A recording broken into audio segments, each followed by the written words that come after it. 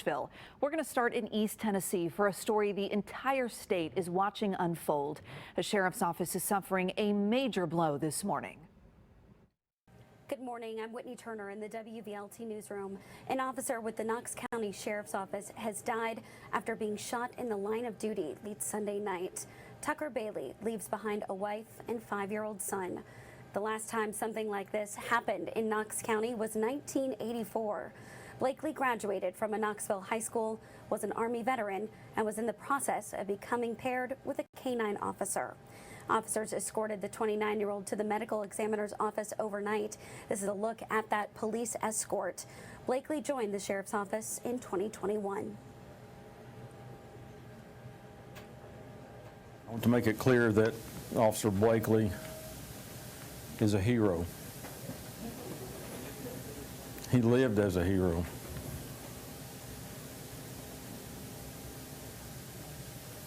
And he died a hero.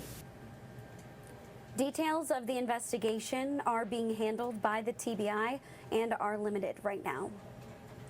Well, Dollywood's express train is still shut down after a mechanical issue caused it to derail over the weekend. This happened around 8:30 Sunday night.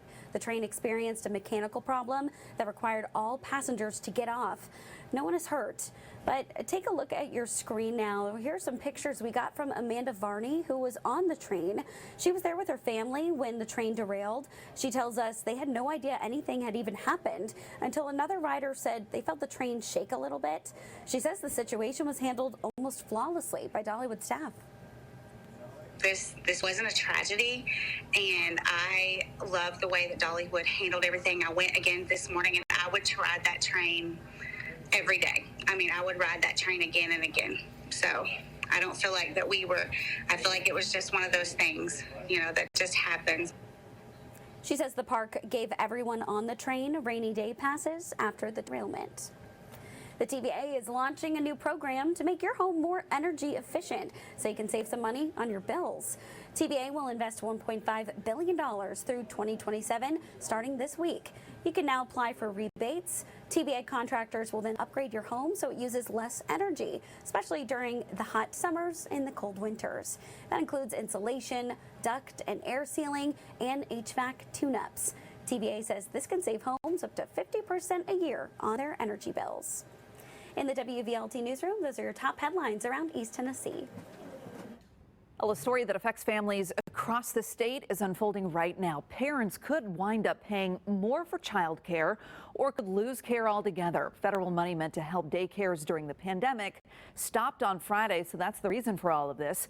Nashville's Glen Levin Day School is among the nearly 2,500 Tennessee child care programs that got that federal money. Preschool director Debbie Ferguson says a harsh reality is about to hit.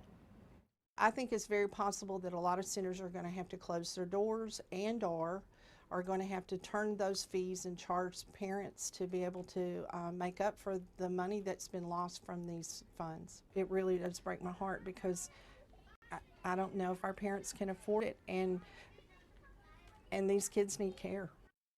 All right, so state experts say your best bet is to start talking with your daycare right now about what changes they could potentially face in the future and how that may impact your family.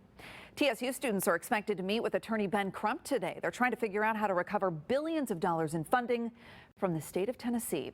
A report recently revealed that historically black colleges and universities in several states were underfunded by more than $12 billion. It turns out TSU is owed the most, more than $2 billion. I will make sure that I work tirelessly hard for every single zip code in this county. My name is Olivia Hill, and let's get to work. All right, you're watching History in the Making. That is the first transgender person to hold a political position in Tennessee, getting sworn into Metro Council last night in Nashville. Olivia Hill was sworn into office at the historic Hermitage Hotel. That's in, again, downtown Nashville.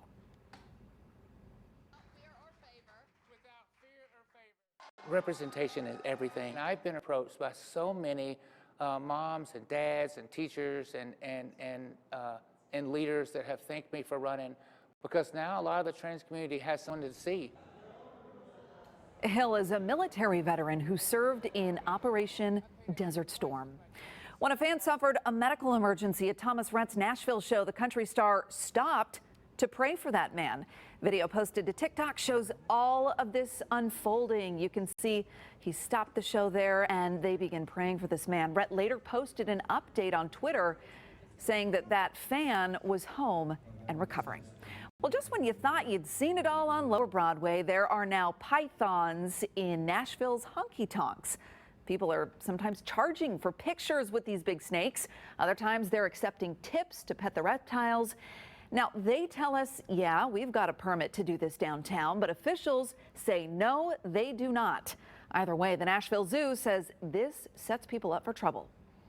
Putting it on a stranger, is that dangerous? It could be, because you don't know how the person's really going to react. They can, if they get around your neck, they can squeeze and it can become very dangerous very fast. Even if they aren't intending to harm you, it's just they're reacting to their environment, so it's a risk. So Metro Police say they've seen these people downtown Nashville. They've seen them with the snakes. But because the people tell them in those moments they're accepting tips and not charging, technically they're allowed to be there. Good morning, I'm Taylor Tucker. Here are your top stories from the Mid-South. A judge has denied requests by 3 former Memphis police officers to be tried separately in connection with the traffic stop and beating death of Tyree Nichols. You may remember former MPD officers Tadarius Bean, Desmond Mills, and Justin Smith wanted separate trials in the January death of Tyree Nichols. Their attorneys argued the 3 were only present at the second scene and were unaware of what happened at the initial stop. And Nichols was pulled over on January 7th, allegedly for reckless driving. He died several days after the confrontation with police that landed him in the hospital. All 5 officers involved are charged with second-degree murder and aggravated kidnapping, as well as federal charges. According to the Associated Press, a judge ruled separate trials are not necessary to protect their rights. All 5 have pleaded not guilty to the state charges. And Shelby County commissioners passed ordinances asking the Shelby County Sheriff's Office to collect data during certain interactions, like traffic stops, arrests, use of force, and complaints that come their way. This follows the deaths of Tyree Nichols, which happened with the Memphis Police Department, not the Sheriff's Office. The most recent use of deadly force within the Shelby County Sheriff's Office was the shooting death of Jarvion Hudspeth back in June. Those are your headlines from the Mid-South.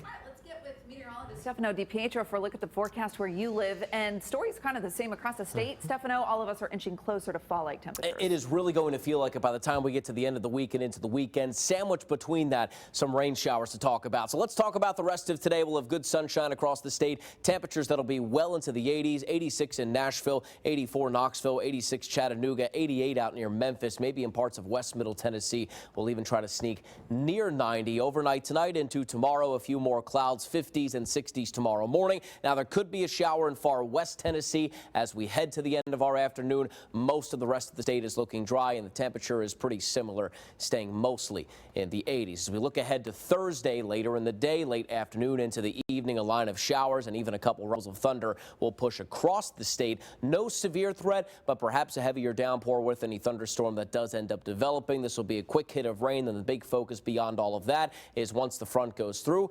cooler air moves back in. That big fall chill coming for the weekend, Amanda. All right, Stefano, thanks. That's a look at the news and the weather where you live. Thanks for joining us for Tennessee in 10. I'm Amanda Hara in Nashville. Have a great day. You're watching Tennessee in 10, your news and weather across the state in about 10 minutes.